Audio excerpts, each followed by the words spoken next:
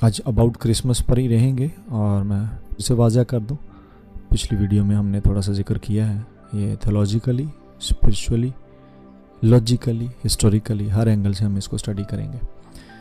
और मैं बता रहा था कि अर्ली चर्च 200 साल तक किसी अपोस्टल ने, किसी अर्ली चर्च के बंदे ने इसको डिस्कस ही नहीं किया, इसको सेलिब्रेट नहीं किया। क्यों नहीं किया वो अब बता देता हूँ मैं। क्योंकि उनको उनके स्पिरिचुअल फादर्स ने जो टीचिंग्स दी थी वो डेथ पर फोकस करने के लिए नहीं दी थी, वो रेजरेक्शन और डेथ पर फोकस करने के लिए दी थी। और जीसस की टीचिंग में भी हमें क़यामत और ज़िंदगी की बातें मिलती हैं, डेथ और रेजरेक्शन की बातें मिलती हैं, और बर्थ की बातें नहीं जीसस ने की।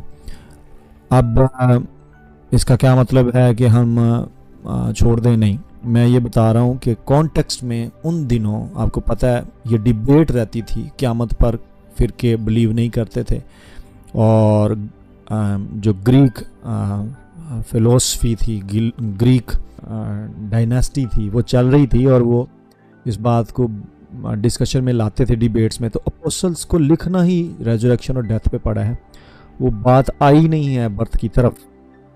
और ऑब्वियसली जहाँ आई हम उसको निकाल तो नहीं सकते, अनाजील में आई है बात बर्थ की, प्लेसिस की, हम उसको डिलीट नहीं कर सकते, सब्ट्रैक्ट नहीं कर सकते, हम उसको भूल नहीं सकते कि हम उनको स्किप करके यही कहें कि सिर्फ डेथ और रेजरेक्शन पर ही प्रीच किया जाए।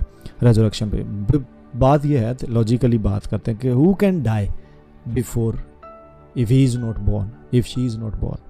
सो we can't bypass the birth issue and we directly jump on the death issue. मैं आगे बढ़ रहा हूँ। अर्ली चर्च 200 साल तक, 2 सदियाँ, फर्स्ट एंड सेकंड सेंचुरी में कोई डिस्कशन नहीं है क्रिसमस सेलिब्रेशन की।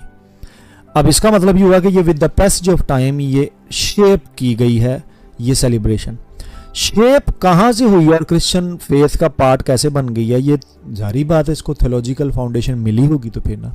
एक अर्ली चर्च की अगर नज़र में नहीं बात आई या वो नहीं चाहते थे तो ये अलहदा से एक डिस्कशन है, क्यों नहीं चाहते थे वो मैंने आपको बता दिया क्यों नहीं चाहते थे, लेकिन वो इग्नोर हुआ उनसे। जबकि मैं ये बात कर रहा हूँ कि अनाजील ने इसको इग्नोर नहीं किया, इस डिस्कशन को। और इवन प्रॉफिट्स जो अर्ली जीसस से पहले थे उन्होंने बर्थ पे भी प्रोफेसीज दी हैं।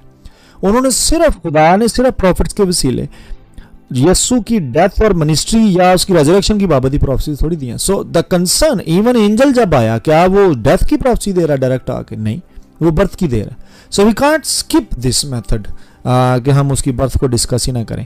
अर्ली चर्च के जो हमारे बुजुर्ग गुजरे हैं, मैं फिर कहूँगा कि with the passage of time church को बड़ी अंडरस्टैंडिंग रूल कुदस ने दी है। यही तो मैं कहता होता हूँ हमेशा कि अर्ली चर्च और आज के चर्च में 2000 साल, कम से कम 2000 साल का फ़र्क पड़ गया हुआ है। और 2000 साल में होली स्पिरिट ने बड़ा काम किया चर्च के ऊपर।